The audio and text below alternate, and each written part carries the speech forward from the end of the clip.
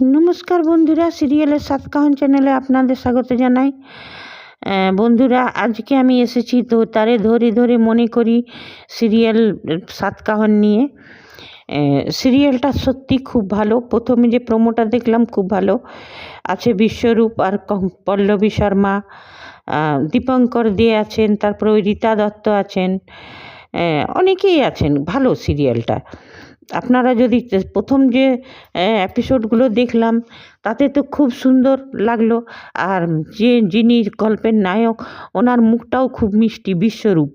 এনাকে আমি একবার বোধহয় গোপাল ভাঁড় সিরিয়ালের রাজার চরিত্রে দেখেছি। আর পল্লবী শর্মাকে তো আপনারা খুব ভালো করে চেনেন, জবা, কে আপন কে পরের জবা।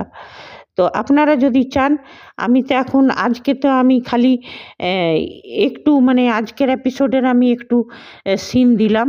আপনারা যদি চান তো আমি এই সিরিয়ালটারও ভিডিও দেব। আপনারা কে কে চান আমাকে কমেন্ট করে জানাবেন, তবে আমি এই সিরিয়ালটারও ভিডিও দেব। আর অবশ্যই সাবস্ক্রাইব করবেন, লাইক করবেন, আর এই কমেন্টে জানাবেন। তবে পল্লবী শর্মা যখন আছে তো খুব সুন্দরই হবে সিরিয়ালটা। দীপঙ্কর দে, সব নামি দামি মুখ, রীতা দত্ত, আর দারুণ সিন ছিল।